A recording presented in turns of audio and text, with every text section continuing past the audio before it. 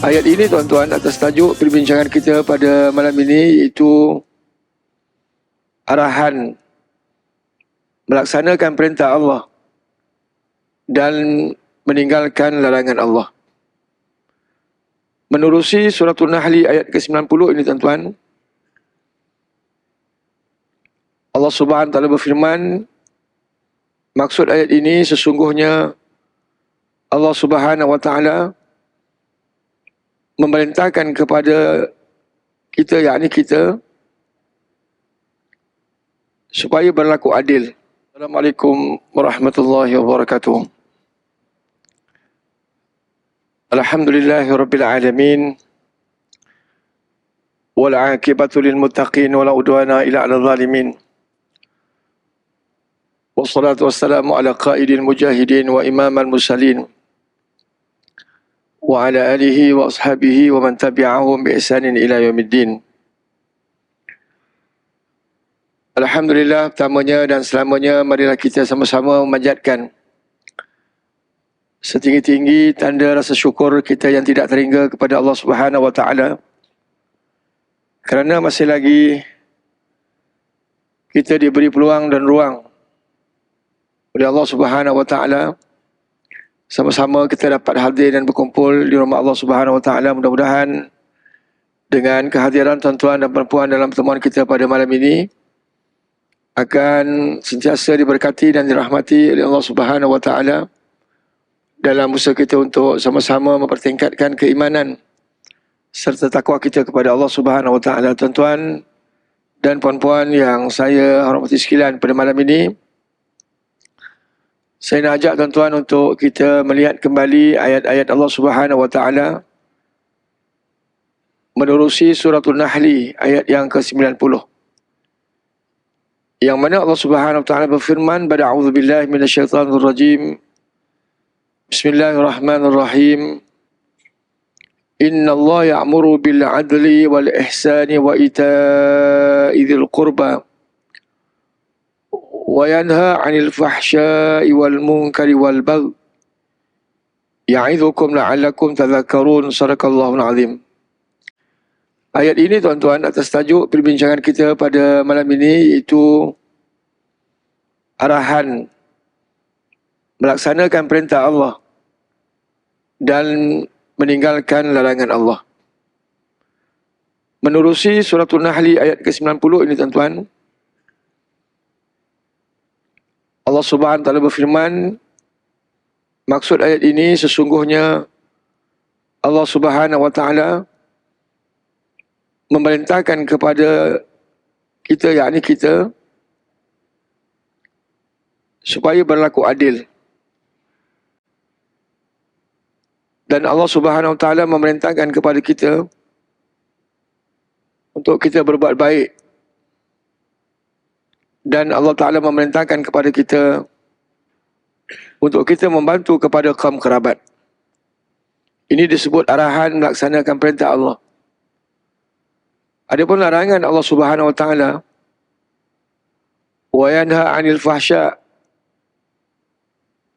Allah Taala tegah kita daripada melakukan perbuatan keji, wal munkari, dan juga perbuatan mungkar, wal baghi, dan juga melampaui batas ataupun penganiayaan ataupun kezaliman. Ujung ayat itu tuan-tuan, Allah Ta'ala memberi kita peringatan. Peringatan Allah Subhanahu wa taala, ya'idzukum la'allakum tadhakkarun. Allah Subhanahu wa taala mengajar kita. Allah Ta'ala mengajar kita ataupun mengajar kamu, la'allakum, mudah-mudahan kamu, tadhakkarun, mengambil peringatan, mengambil peduli dan mengambil cakna. Sebahagian ulama menyatakan tuan-tuan, apabila Allah Subhanahu wa taala menyatakan la'allakum tadhakkarun ini, menunjukkan kepada kita betapa janji Allah.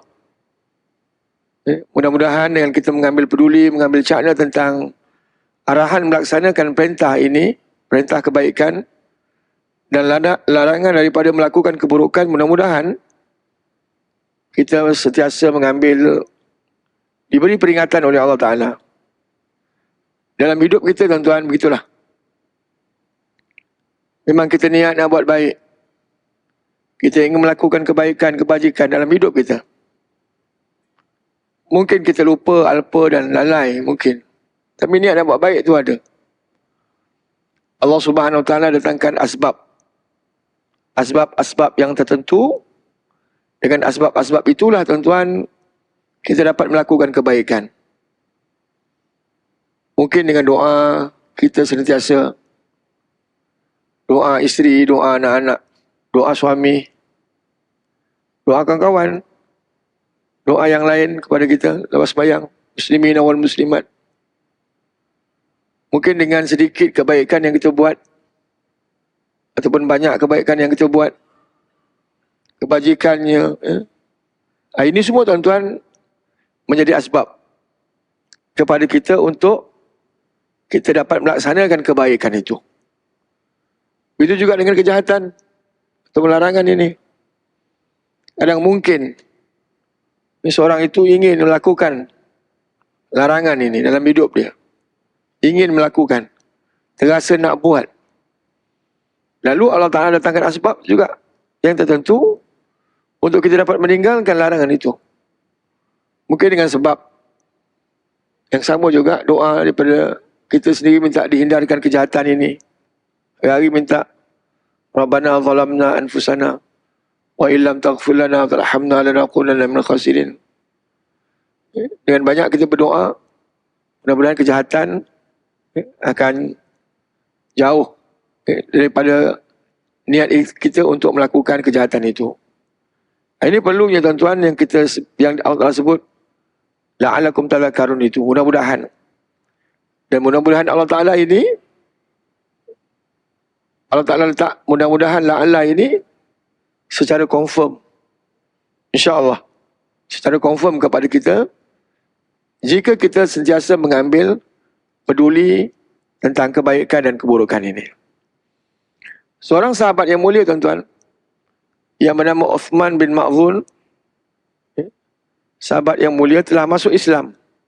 Ini dalam kitab Al-Mustadrak ala Sahihain menceritakan tentang bagaimana Ibnu Mas'ud menceritakan sahabat ini, dia masuk Islam sebab potongan ayat ini. Dia masuk Islam sebab ayat ini tuan-tuan. Dan dia mengatakan bahawa jika tidak ada selain daripada ayat ini, tak ada ayat lain, ayat ini je yang ada, dia tetap membenarkan kebenaran ayat ini, dan ayat ini merupakan tibyan ataupun penjelasan tentang kebaikan dan juga keburukan. Sahabat yang awal masuk Islam. Sahabat yang awal masuk Islam. Dan sahabat ini pernah berhijrah ke Habasyah sebanyak 2 kali, tahun yang ke-5 dan tahun yang ke-7. Dan sahabat yang mulia ni tuan-tuan juga yang pertama meninggal di Madinah. Dan orang yang pertama kali disemadikan di makam Baqi', Uthman bin Ma'zun. Dalam Islam tuan-tuan, dalam Islam ataupun dalam agama kita, agama Islam ini,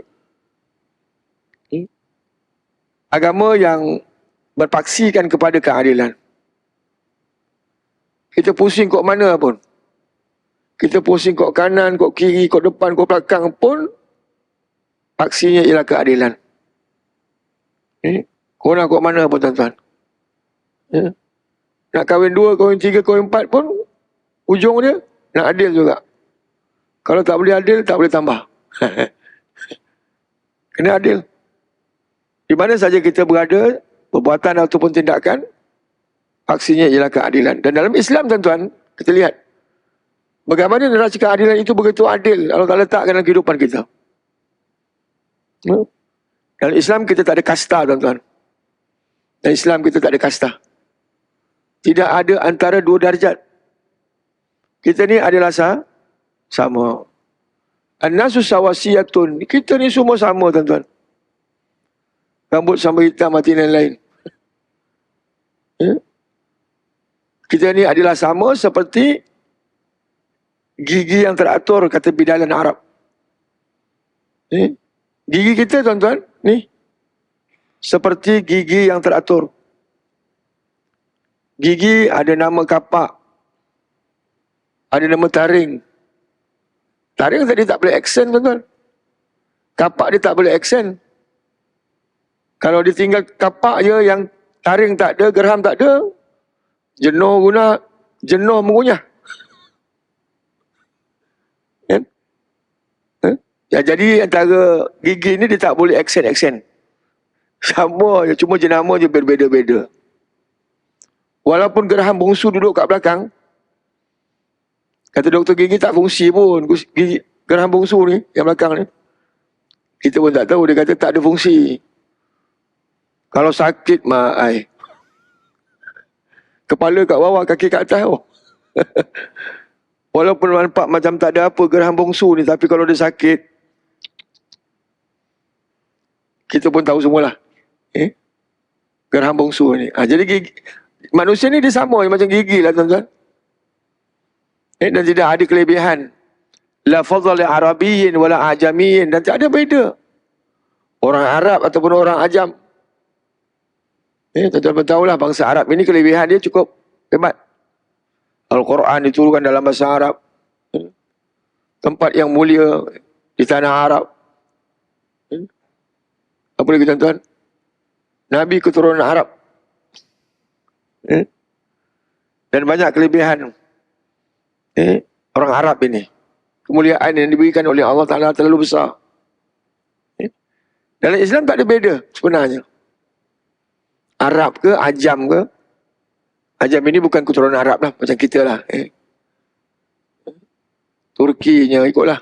Bangsa Turkinya, bangsa Jerman ke, bangsa Melayu ke. Jadi tidak ada beza. Yang bedanya di sisi Allah SWT ialah illa bitaqwa.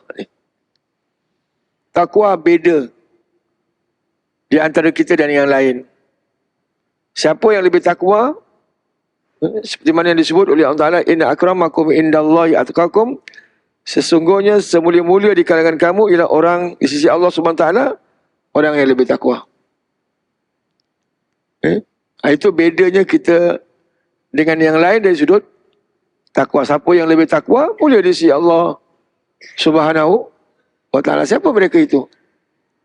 Bangsa yang mungkin tak terkenal, bangsa yang tak terkenal tapi takwanya lebih, macam Bilal bin Rabah. Bilal bin Rabah.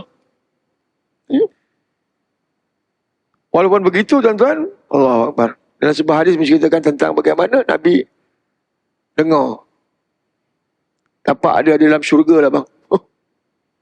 Biasa-biasa je tengok secara zahirnya, tapi hakikatnya dia sangat luar biasa di sisi Allah Subhanahu wa Ta'ala. Jadi tuan-tuan, adil ini, mana keadilan, disebut keadilan ini, lawan makna keadilan ini ialah kezaliman. Hitam lawan putih, tinggi lawan rendah, pandai lawan tak pandai. Adil lawan dia zalim.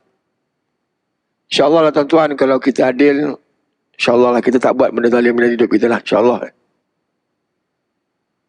Dan orang yang buat zalim ini, biasanya dia tak adil lah. Mudah kita nak letakkan neraca begitulah. Wa huwa wada'u kulla syai'in fi mahalli wa huwa diddu zulma. Yang mudah kita nak faham makna keadilan itu ialah meletakkan sesuatu itu sesuai pada tempatnya. Meletakkan sesuatu sesuai pada tempatnya. Dan lawan kepada keadilan ialah kezaliman. Kopiah yang kita pakai ni bukan mahal pun.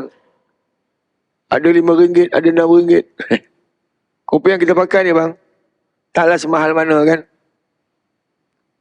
Ada yang RM5 pun ada. Mahal-mahal pun 40-50 lah.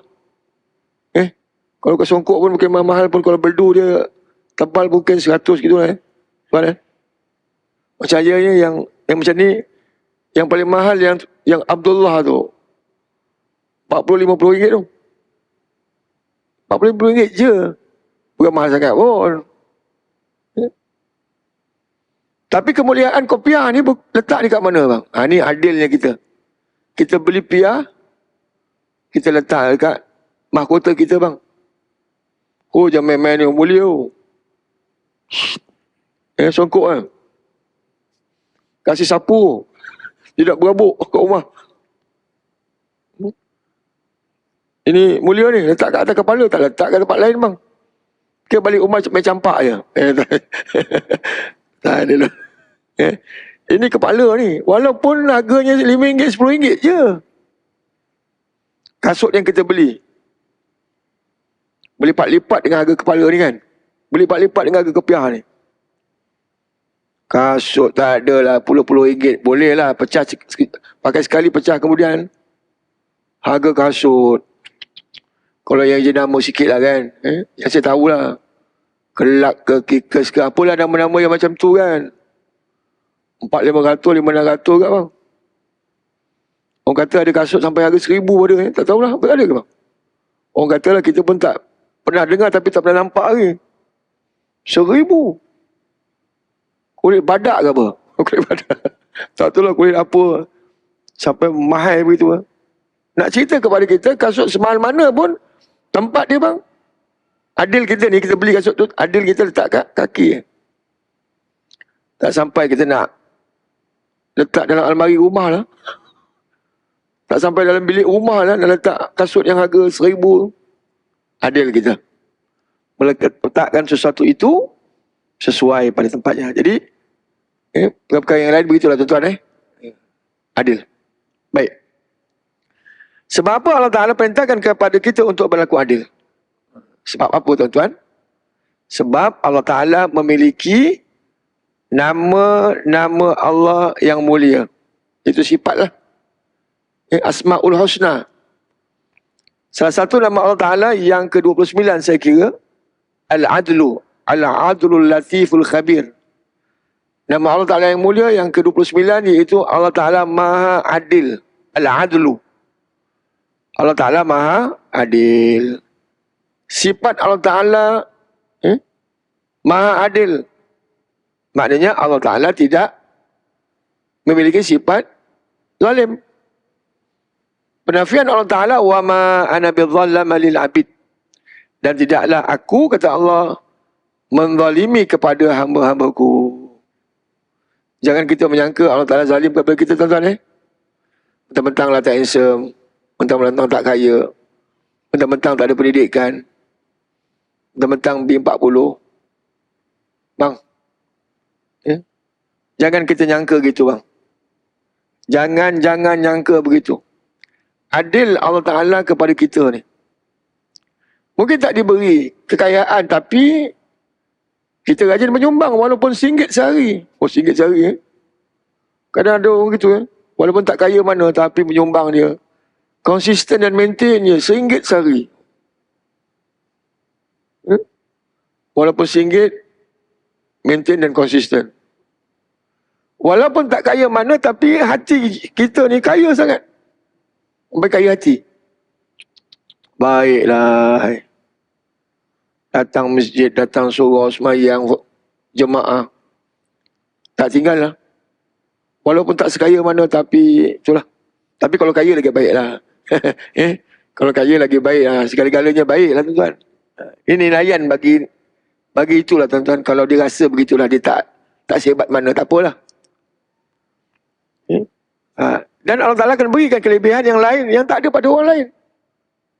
Dan kita pun maklum, kita tak memiliki segala-galanya dalam hidup ini. Mungkin lebih ni kurang kot ni kan. Mungkin lebih ni kurang kot ni. Ada kekurangan. Jadi yang kurang itu juga Allah Ta'ala bagi kelebihan pula kepada seorang itu. Jadi tuan-tuan itulah kita sebut tadi. Allah Ta'ala Maha Adil dan sifat keadilan ini diberikan kepada kita untuk kita melaksanakan keadilan ini dalam hidup kita. Jadi adil yang Allah perintahkan kepada kita, nah kita curahkan keadilan itu kepada orang lain. Jangan kita makan seorang. Kita bagi kepada orang lain pula. Saya adil dengan tuan-tuan, tuan-tuan adil dengan saya. Takkan kita nak melakukan kezaliman dengan orang lain? Lakukan keadilan sebab Allah Ta'ala sifat tu. Allah Ta'ala tidak memiliki sifat adil. Mustahil Allah Ta'ala memiliki sifat ini. Dan balasan kepada mereka melakukan kezaliman ini. Beratlah tuan-tuan. Berat. Nabi SAW bersabda, ittaqu zulma, az-zulmu zulumatun yaumal qiyamah. Dalam satu hadis riwayat Ahmad, Nabi bersabda, ittaqu zulma, jagalah diri kamu daripada melakukan perbuatan zalim ini. Jaga bang. Kita kena berhati-hati, kena jaga. Yang kita sebut tadi, mengambil cakna dan peduli tentang hal ini. Fa inna zulma zulumatun yaumal qiyamah, kerana sesungguhnya orang yang melakukan kezaliman itu akan menjadi kegelapan di akhirat kelak. Allahu Akbar. Dia akan duduk dalam kegelapan. Dunia ni 15 minit gelap pun dah tak boleh duduk lah bang. 15 minit dalam gelap pun kecuali tidur. Ada orang suruh tidur gelap-gelap. Ada orang kata dia tak boleh tidur gelap-gelap, kena ada lampu sikit. Kena ada juga lampu sikit, tidak boleh tidur, gelap sangat. Ada orang kata tak boleh tidur, lampu-lampu sikit kena gelap semua. Tak apalah tinggal tidur kan. Tapi dalam kehidupan kita perlukan cahaya. Dalam hidup kita tak boleh dalam keadaan lama, dalam kegelapan, tuan-tuan, kita akan rimas.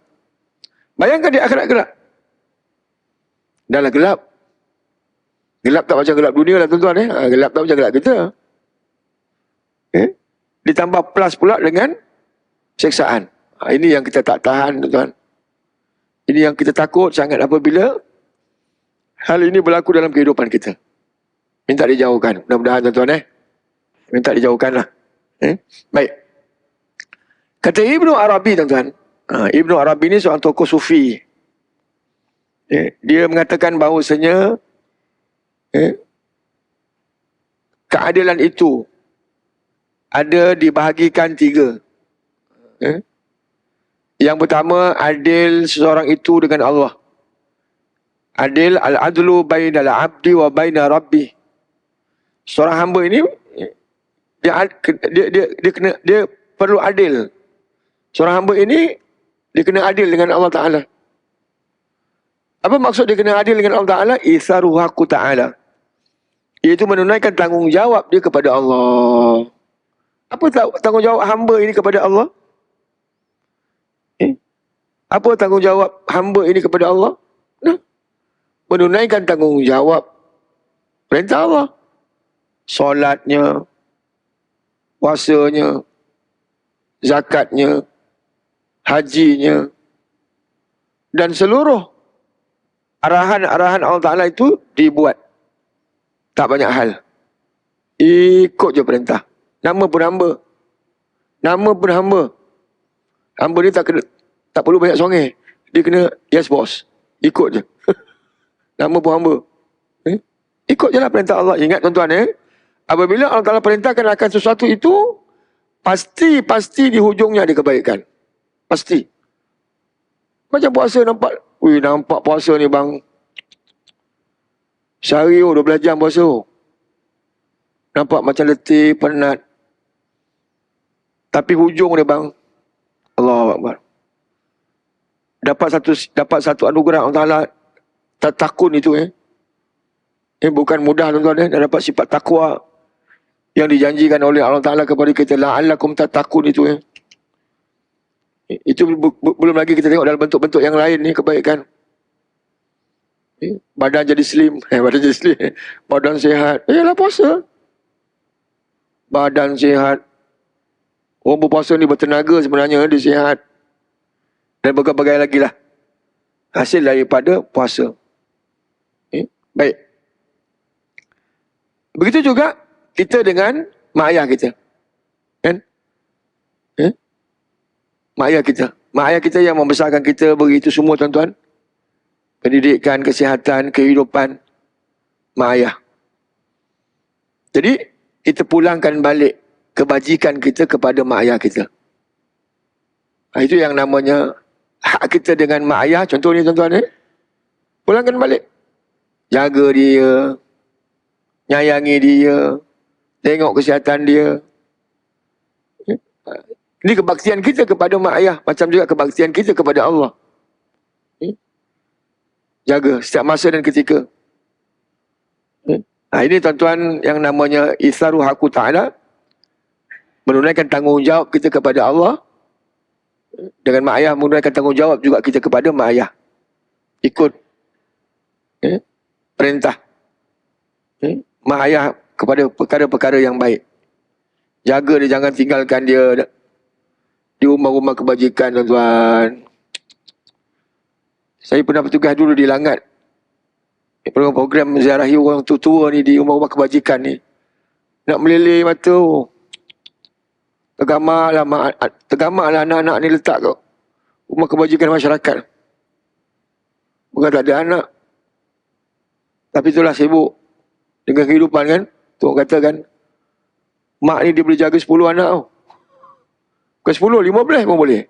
20 pun boleh kalau ada. Seorang ibu dia boleh jaga 20 anak. 20 anak. Tapi anak nak jaga seorang ibu dia, banyak kan alasan. Pelik. Pakai alasan, tak sempat lah mak. Sibuk lah mak. Mak kita tu sibuk-sibuk pun bangun malam tu. Menangis 2-3 malam, bangun tu. Aku pun tak bangun tu. Maknya bangun. Nyamuk kalau gigit satu, siap nyamuk tu. Dia lenyek-lenyek nyamuk tu. Dia tak nak tengok anak dia menangis kena gigit nyamuk pun. Dia lenyek-lenyek nyamuk tu. Tu orang kata betul yang orang kata 20. Seorang ibu dia boleh jaga ramai anak. Bukan sampai habis nyusu, lepas nyusu pun jaga. Kan? Dah kahwin macam ni pun dia jaga. Mak ni, sampai kita dah kahwin besar ni. Mat, nanti kau dah balik, kau nak makan apa mak? Asam pedas. Kita pun tak ingat mak kita. Mak datang ni makan apa mak? Tak cakap pun, datang je lah. Kita dah besar ni, dah tua ni. Dah tua, dah besar ni pun. Mak kita masih lagi ingat apa yang kita suka, apa yang kita nak. Baik tuan-tuan. Yang kedua tuan-tuan, adil kita dengan diri kita. Memang sudah tentu kita kena adil dengan diri kita, betul. Takkan tak adil dengan diri sendiri. Dan tentu kita kena adil dengan diri kita. Yang dimaksudkan adil kita dengan diri kita iaitu firman Allah Ta'ala, wa nahan nafsa 'anil hawa. Allahu akbar. Wa nahan nafsa 'anil hawa. Dalam surah Nazi'at, Allah Ta'ala berfirman, menahan diri, wa nahan nafsa, menahan diri daripada mengikut keinginan. Kena tahan nafsu kita. Nafsu ini diri, kena tahan diri, nafsu ini daripada mengikut kemahuan nafsu ini. Sehingga boleh memusnahkan diri sendiri. Nafsu ni tuan-tuan pun tahu. Semua orang tahu tuan-tuan. Nafsu ni kalau kita tak tonggang dia. Kalau tak tonggang. Kalau kita tak didik ni nafsu ni bang. Tak didik dia pergi solat jemaah. Tak didik dia baca Quran. Tak didik dia puasa. Tak didik dengan kebaikan. Tak didik itu ini. Nafsu ni dia liar bang. Nafsu ni dia liar. Nafsu ni dia liar. Liar sangat. Kita kena ikat dan tonggang dia bang. Engkau nak ke laut? No, aku bawa sini. Itu nafsu ni. Inna nafsa la amaratu bisu, sesungguhnya nafsu itu sentiasa mengajak manusia ke arah kebinasaan. Ini nafsu kalau tak dididik ni, dia akan bawa kita ke laut bang. Dia akan sentiasa membawa kita ke laut. Ke arah kerosakan. Jadi nafsu kena jaga. Yang duk rasa nak suka-suka tu, itu keinginan tu. Suka nak berpoya-poya ataupun suka membuang masa di luar. Lawan bang. Tak lawan nanti dia lawan kita. Kalau lawan kita bang habis. Dia akan sentiasa mencari ruang dan peluang bagaimana kita ni akan rosak nanti. Itu nafsu bang. Tengoklah nafsu makan bang. Tengoklah nafsu makan. Saya kira kita ni semua ada nafsu makan kan. Orang kata kalau tak ada nafsu makan, sakit kan orang tu kan. Tu kalau kita pergi hospital, orang tu tak ada nafsu makan, kau jangan buat makan. Dia tak makan punya, orang sihat yang makan. Oh, benda lain. Oh lah duit tak bawa bantal ke kan. Jangan pakailah duit tu. Buah-buah tak makan bang. Orang sakit ni tak ada nafsu nak makan. Jadi kalau kita sakit, tengok makanan sedap macam mana pun, tak ada nafsu makan. Itu tanda awal orang tak ada nafsu makan ni dia sakit. Dia sakit, dia tak ada nafsu nak makan. Nampak? Jadi Nabi ajar tuan-tuan. Contoh nafsu makan ni Nabi ajar. Thuluth kata Nabi, di ta'am, sulus di syarab, thuluth li nafs. Makan ni tuan-tuan, memang keinginan makan ni seperti mana yang juga kita maklum. Kita nak makan tu, kita nak makan ni kan. Orang sanggup lah kadang nak makan ni pergi sampai ke Muar. Nasi 40 hari. Bang. Nasi berani kat sini pun saya kata pun okay, sedap lah. Tapi nak cari juga. Ini minat nafsu nak makan ni, nak kata macam mana minat kan. Jangan halang lah.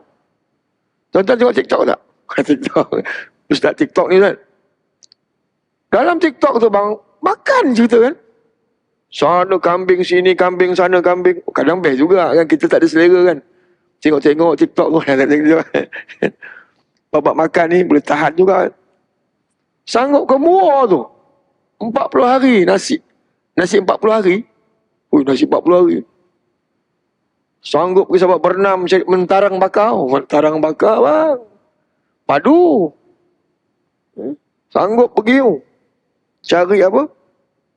Mi udang. Sahabat berenam. 15 bang. 15. Kena sekali nak 2-3 kali. Dia orang minat nak makan. Nafsu nak makan ni ada dah. Jauh pun jauh lah. Orang sampai naik motor lah. Sampai ke Genting Highland ke sampai ke mana-mana. Nak makan mi Bandung je. Lah dunia hari ni nak kata macam mana kan. Nak makan, bagilah. Nak kata macam mana. Tengok nafsu makan tu. Bukan kira. Jauh pun cari juga. Betul bang kan? Jadi Nabi kata nafsu makan ni, dia portion dia hanya 1/3 je bang. Sedap kok mana sekalipun. Peri macam mana sekalipun. Peri. Peri ni tak dengar ni. 1/3 je. Udah. Minuman juga 1/3. Portion. Ni portion untuk perut kita bang. Besar kok mana sekalipun. Please. 1/3 only. Yang bakinya, pernafasan. Kena bagi ruang. Kalau tidak, mengah bang. Tunggu ni bulan puasa ni. Kau tengok. Ada makan talam lagi kan sini kan? Talam aku tak tahan bang. Oi. Talam ni makan. Memang lah. Memanjang. Ustaz. 12 jam Ustaz tak makan. Yelah betul lah tu. Lebih daripada 1/3 bang. Siap. Mengah. Nanti ajak tarawih 20 rakaat. Sunnahnya 8 katanya. Amboi. Pandai pusing ke? Kita pun tahu bang, kalau makan ni tak rock nak ibadat lah. Macam kita nak pergi jogging pagi Sabtu Ahad. Cuma makan nasi lemak sepinggan. Lepas tu, tak sampai 1 kilometer. Siapa suka makan? Nak jogging. Orang jogging dulu pun makan. Itu yang kadang-kadang kita lihat. Orang beribadah ni kan, dia makan buka puasa ni, dia mungkin ambil portion yang sikit sangat kan. Sebab dia sembang tarawih bang, 20 rakaat bang. 20 rakaat, bukan sikit-sikit Sejam lebih kan, sejam setengah beribadat. Tak berhenti, kecuali Allahumma salli ala Muhammad je. Yang lain, terus sampai 10:30. Habis kalau makan sedulang, apa cerita? Ingat, air pun bagi portion 1/3, jangan minum air nasi. Pernafasan juga kena ada ruang. Supaya kita bernapas. Taklah mengah saat kita beribadah tuan-tuan. Yang ketiga tuan-tuan. Adil kita dengan yang lain. Adil kita dengan orang lain. Yang kita bincang tadi awal lah. Saya kena adil dengan tuan-tuan. Tuan-tuan juga kena adil dengan saya. Itu namanya adil kita dengan orang lain. Adil kita dengan orang lain ni tuan-tuan, iaitu menunaikan amanah wa tarakal khianat, dan meninggalkan khianat. Ini makna adil kita dengan orang lain ni, itu kita kena tunaikan amanah. Apa amanah? Tanggungjawab. Kullukum ra'in wa kullukum mas'ulin an ra'iyati.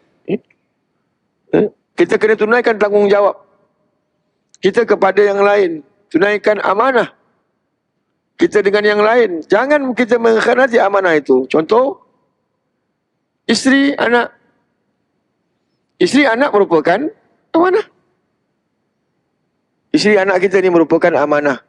Tunaikan tanggungjawab mana ini? Makannya, minumnya, kesihatannya, bajunya, itunya. Maknanya pendek kata semualah. Nafkah. A to Z. Kepada mereka ni. Kepada mereka ni. Jangan khianat. Tak bagi nafkah. Pukul. Pukul lagi. Dan berbagai-bagai lah yang kita lihat hari ni. Bagaimana tak amanahnya seorang suami kepada isteri kan, macam-macam yang dia buat kepada isteri dia. Kita kerja dekat penjaga agama ni bang,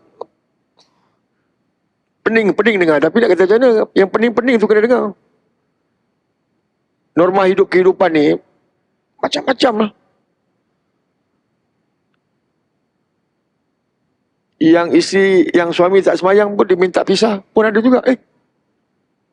Ini tuan-tuan berlakulah dalam kehidupan masyarakat. Tunaikan amanah dan meninggalkan khianat. Khianat ni jangan kita tak tunaikan tanggungjawab itu. Walaupun kepada siapa pun tuan-tuan. Walaupun kepada musuh kita. Kita ada musuh tak dalam hidup ni? Bang, kita ada musuh tak bang dalam hidup ni? Wallahualam lah Walaupun terhadap musuh. Kadang orang baik pada musuh. Musuh ni kita kan kadang tak nampak, tak tahu. Dia ada musuh apa? Musuh dalam selimut. Oh, yang ni musuh dalam selimut ujung je tup kita sekali, tikam kita. Ini musuh dalam selimut. Ada musuh ni. Dia tunggu peluang sampai ujungnya tup. Walaupun kepada mereka kena adil juga. Ya ke? Ya. Walaupun mereka itu musuh tradisi. Ada musuh tradisi tak? Musuh tradisi. Musuh tradisi. Walaupun kepada musuh tradisi. Allah berfirman, wala yajrimannakum syana'anu qaumin ala alla ta'dilu i'dilu huwa aqrabu litaqwa. Allahu akbar. Bang, agama Islam ni adil lah bang, woi. Walaupun dengan musuh dalam selimut, walaupun dengan musuh tradisi, wala yajrimannakum, jangan kamu benci kepada satu kaum itu, kata Allah. Jangan kita benci. Jangan kita bermusuhan. Sehingga kan kamu tidak berlaku adil dengan mereka. Allahu akbar. Berlaku adil lah, kata Allah. Sebab dengan sifat adil itu hampir dengan sifat takwa.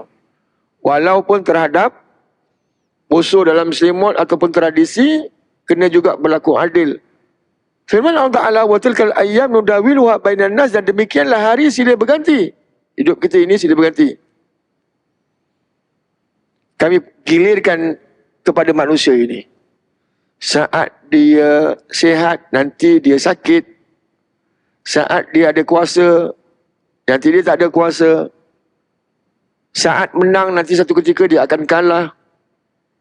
Ini tuan-tuan Allah pusingkan hari ini kepada kita, supaya kita sentiasa mengambil peringatan. Suatu kita senang, kita ingat nanti mungkin satu ketika kita akan susah. Beringat sebelum kena, orang katakan. Sihat, takkan tak sakit. Takkan. Nanti sakit bang. Beringat. Satu sihat, sembahyang jemaah, sihat sembahyang, solat. Nanti besok dah tak sihat, nanti macam-macam alasan kita kan. Waktu kita senang, nyumbang. Nanti besok, satu ketika besok, dah duit tak ada, waktu tu baru nak beringat, nak nyumbang.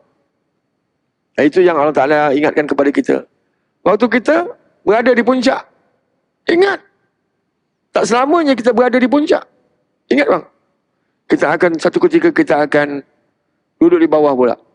Bayangkan tuan-tuan, saat kita duduk di bawah misalnya, orang duduk pijak, orang duduk naya, orang macam-macam. Satu ketika, tup, naik pangkat jadi bos. Naik pangkat jadi bos. Siap kau, dulu kau buat apa kat aku. Kita bekerja kadang, begitu kan. Tak sangka kadang orang ni jadi bos. Orang aku benci dulu, ni tiba-tiba jadi bos aku. Macam mana bang? Contohlah ni, contoh dalam hidup ni. Jadi, adilnya Islam saat kita dinaya pun, dia naya pada satu ketika dan akhirnya kita menjadi orang yang agak berkuasa ataupun ada kuasa dan sebagainya. Kita kena berlaku adil. Orang yang pernah naya kita bang. Bang, orang pernah naya kita, kita kena berlaku adil. Allah Akbar, Islam ni. Agama yang sangat-sangat adil. Saya nak buat satu contoh lah tuan-tuan. Saya nak buat satu contoh. Klimaks pemusuhan dalam sejarah Islam. Dalam sejarah Nabi. Klimaks. Yang saya nak sebut klimaks pemusuhan ini bunuh lah bang. Siapa boleh tahan di kalangan kita kalau adik-beradik kita kena bunuh, mak ayah kita kena bunuh bang? Siapa boleh tahan? Agak-agak kalau kita ada peluang bunuh balik tak? Agak-agak lah. Kalau dunia ni tak ada undang-undang lah. Kalau dunia ni tak ada undang-undang Kalau dunia ni undang-undang hak capral kan.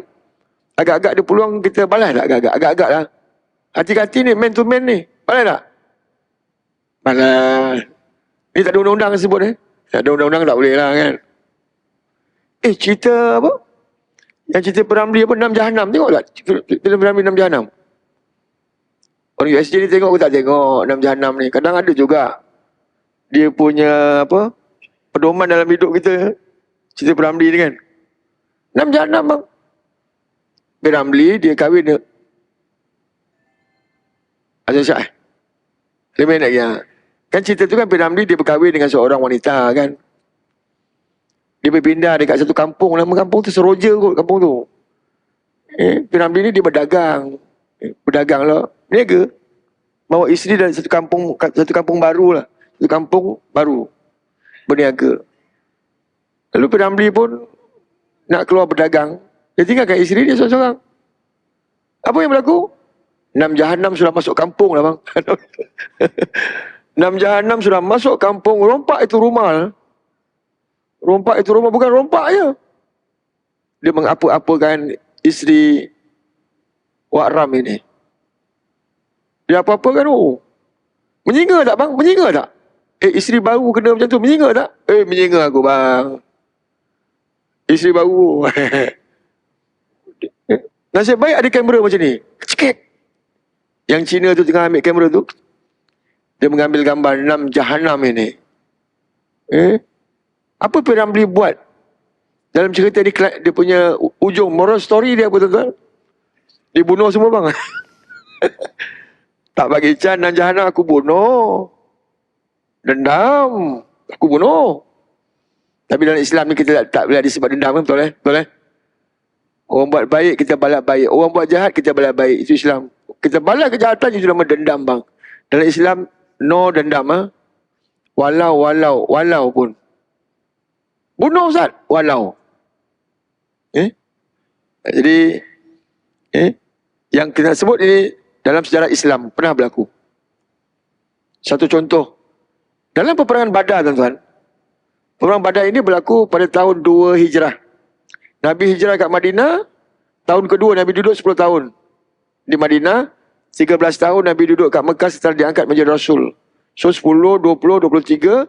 Umur Nabi 40 tahun diangkat menjadi Rasul. 63 tahun Nabi diwafatkan oleh Allah. Tahun kedua ni bang. Allah Ta'ala izinkan umat Islam untuk keluar pergi perang. Dengan keizinan Allah Ta'ala. Keluar berperang. Saat itu umat Islam dia ada bilangan tak ramai. Ada 313. 313 Dengan bilangan musuh ini seramai 1000 orang. 1:3 bang. Bang kalau kita nak bergasak dengan orang 1:3 ni. Kita ada black belt. Yang dia pun ada black belt juga. Agak-agak boleh menang tak?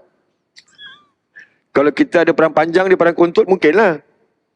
Dia pun ada black belt loh. Bukan dia ada white belt loh. Sama-sama ada kekuatan yang hebat. Sedangkan pada saat itu, tuan-tuan umat Islam bilangan dah sikit. Dia punya apa?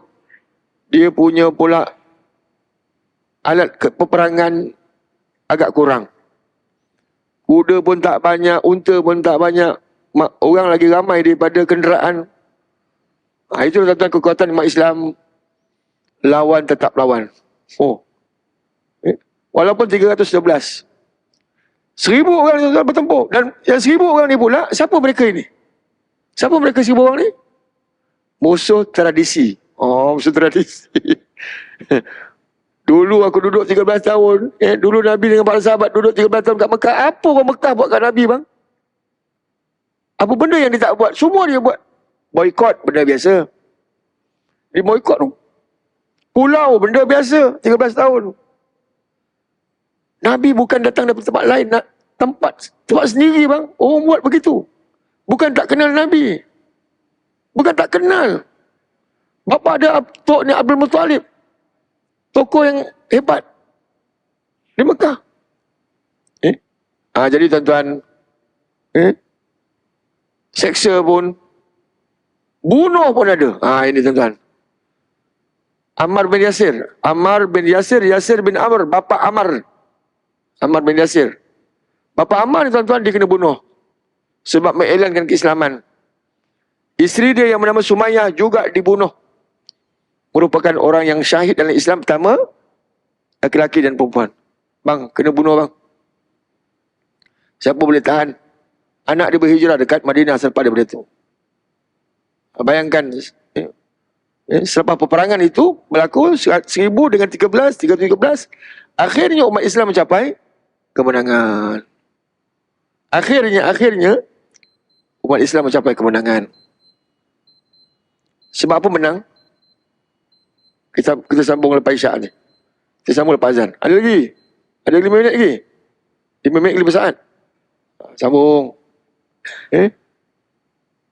Para ulama telik dalam sejarah sebab apa umat Islam mencapai kemenangan. Walaupun bilangan dia ciput, sikit je. Dia telik-telik, dia tengok-tengok rupanya kekuatan umat Islam yang ada tuan-tuan sehingga mencapai kemenangan yang cukup hebat sebab perut lapar. Sebab berpuasa lah bang. Allahu Akbar. Bukan kaling-kaling Orang Islam berpuasa ni bukan kaling-kaling tu. Lawan dia confirm menang. Apa tak kita menang? Kita boleh bertahan 12 jam pun kita berbuka. Kau makanlah ayam Kentucky. Kau makanlah ayam. Kau makanlah burger. Kau makanlah kambing. 12 jam tu. Aku tak heran lah.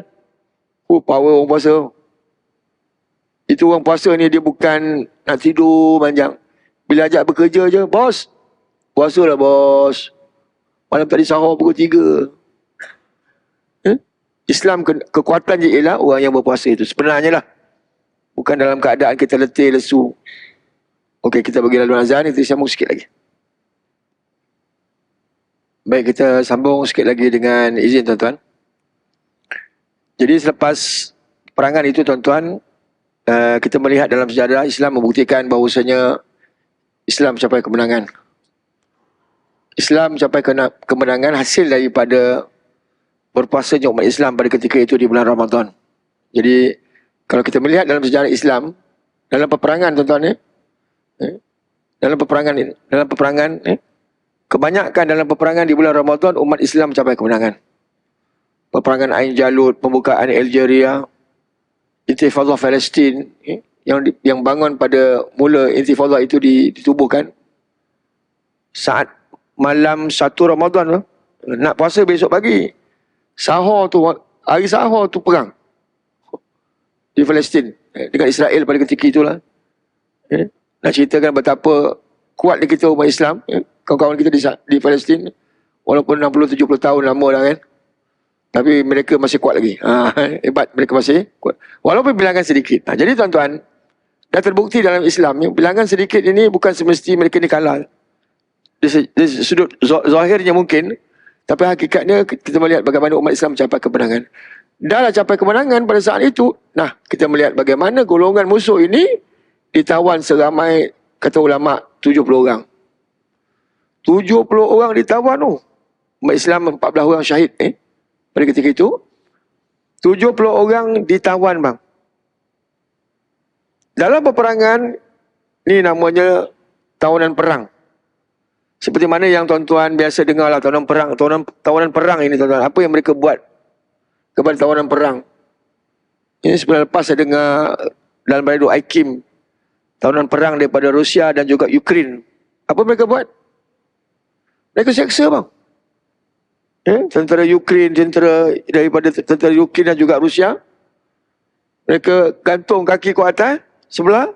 Mereka ambil betul rukuk, cucu. Punya seksa tawanan perang ini. Tapi dalam Islam kita melihat agama Islam begitu adil. 70 orang yang ditawan tuan-tuan. Para sahabat pada ketika itu. Para sahabat. Bila ditanya antara mereka ini. Apa keputusan mereka? Nak simpan buat apa? Nak bela buat apa? Tawanan perang ni. Habis. Apa Nabi kata tuan-tuan? Nabi kata apabila mafhum di sini, apabila kamu mengapa-apakan tawanan perang ini, seolah-olah kamu mengapa-apakan aku. Allahu Akbar. Maknanya dengan tawanan perang ni tuan-tuan, kita tak boleh gitulah. Nyeksa dia, kerat jari dia ke apa tu ini. Kita makan satu hari, kita makan satu hari 3 kali, dia makan satu hari 3 kali ya. Pagi kita makan nasi lemak, pagi dia buat nasi lemak. Telur mata. Kita makan nasi berani gam. Tak boleh makan nasi bubur, berani gam juga. Oh, istimewa lah. Walaupun namanya tawanan perang. Itu adilnya Islam. Walaupun dia lenyek. Ataupun dia apa-apakan dulu 13 tahun. Saat umat Islam berkuasa kepada tawanan perang ini, istimewa mereka ini. Apa Nabi buat kepada yang nama tawanan perang ni tuan-tuan? 3 perkara Nabi buat. Pertama, Nabi bebaskan mereka dengan tebusan. Nabi bebaskan mereka tahu? Bebas. Tawanan perang ni dia bebas tapi dengan tebus. Harta dan sebagainya. 1. 2, Nabi tebus mereka ini. Bebas. Nabi bebaskan mereka ini. Tebusan dia apa? Dia kena ajar orang Islam. Awak pandai apa? Tembak. Ajar tembak misalnya. Awak ajar matematik pandai. Ajar orang Islam matematik. Begitulah. Tebusnya ialah dia ajar balik umat Islam. Dan yang ketiga, Nabi bebaskan mereka ini tanpa tebusan di antara mereka ini. Dan inilah tuan-tuan hasil daripada kita melihat betapa adilnya Islam. Saat itu pula tuan-tuan, klimaks pemusuhan itu, Islam sangat berlaku adil dalam peperangan ini. Jadi dah bunyi buzzer tuan-tuan untuk saya berhenti. InsyaAllah kita akan bertemu lain masa dan ketika. Saya tangguh tuan-tuan dengan aqulu qawli hadza wa astaghfirullah li wa lakum. Assalamualaikum warahmatullahi wabarakatuh.